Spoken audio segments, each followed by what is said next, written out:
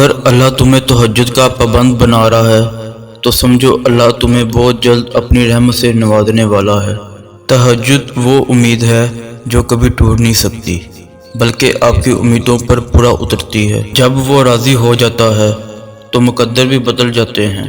تم بس قبولیت کا یقین رکھو، کیسے ملے گا یہ سوچنا تمہارا کام نہیں۔ تہجد تمہارے اور اللہ کے درمیان ایک مقدس وقت ہے اور تمہاری دعاؤں کی قبولیت کی آخری منزل ہے۔ مصیبت کا مقابلہ صبر سے کرو اور نعمتوں کی حفاظت شکر ہے۔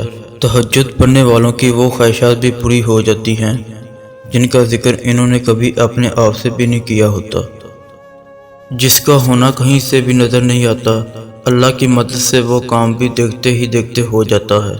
تہجد کی دعاؤں کے لیے تو 7 آسمان کے پردے اٹھا دیے جاتے ہیں، تو پھر اللہ ایسے معجزے کرتا ہے جو نہ کبھی زمین والوں نے دیکھے ہوں اور نہ آسمان والوں نے۔ اس کے کن کا وقت جب آتا ہے تو وہ 2 معجزے ہونے لگتے ہیں جو تم کبھی سوچ کے رد کر دیا کرتے تھے کہ یہ ناممکن ہے۔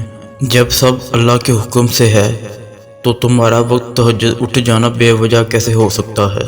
وہ معجزوں کا بادشاہ ہے، وہ جب چاہے جیسے چاہے نواز سکتا ہے۔ دل کا بار بار ایک ہی دعا کے لیے اللہ کے سامنے رونا اتفاق نہیں ہوتا۔ تہجد کے سجدوں میں مانگے گی چاہتیں اللہ قیامت تک سلامت رکھتا ہے۔ تہجد میں مانگے گی دعا سیدھا انسان کو اللہ سے ہم کلام کرواتی ہے۔